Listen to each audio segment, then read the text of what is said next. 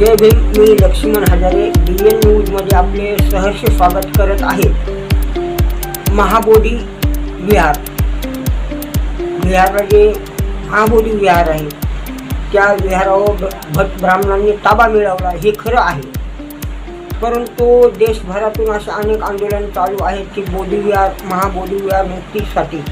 परंतु मित्रांनो, मी आपल्याला आवर्जून सांगू इच्छितो की जे जातीवादी आहेत, जे जातीवादाला खतपाणी घालतात आणि त्यातले त्यात जे लोक बुद्धिस्ट असून इतर पक्षाचे आमदार, खासदार, मंत्री झाले आहेत, हे लोक बौद्ध विहाराबद्दल काहीच बोलत नाहीत. मग काँग्रेसचे असो, राष्ट्रवादीचे असो, शिवसेनेचे दोन्ही गट असो किंवा मग ते भाजपाचे असो किंवा भाजपाचे सोनेरी पक्षाचे असो, फक्त नावापुरतं बौद्ध समाजाच्या तोंडाला पान पुसण्याकरता कोणतरी एखादा नेता जाऊन सांगतो की बौद्ध विहार मुक्ती करा. अरे बौद्ध विहार मुक्ती करा ठीक आहे, परंतु तुम्ही भाजपाच्या बाजूचे उठा, मग बौद्ध विहार मुक्त का होत नाही हे बघितलं जाईल.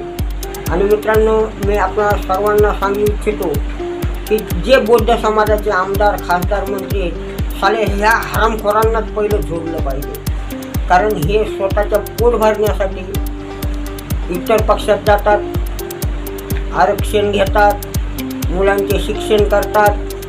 परंतु समाजाचं काय, जे वल्फ बोर्डचं झालं, ज्या जमिनी वल्फ बोर्डच्या शासन माघारी घेणार आहे त्या धर्तीवर बौद्ध समाजाचे पण मोठे मोठे जे विहार आहेत याच्यावर ताबा मिळवून, याचे ताबे घेऊन बौद्ध विहार हे नष्ट करण्याच्या मागे जातीवादी सरकार आहे.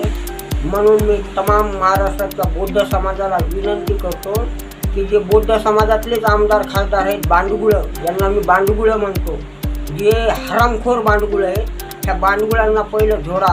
कारण आपण मोर्चे आंदोलन काढतो, आपला वेळ, पैसा आणि उलट केशी करून घेतो. ह्या केशी करण्यापेक्षा ह्या बौद्ध समाजाचे जे हरामखोर आहेत यांना झोडून केशी झाल्या तरी चालते. कारण यांना समजलं पाहिजे की आम्ही ज्या बापाचं खातो त्या बापालाच विसरतो, आणि जो बापाला विसरतो त्याच्या धुण्यावरती लात मारल्याशिवाय बौद्ध समाजाने सोडलं पाहिजे. जय भीम.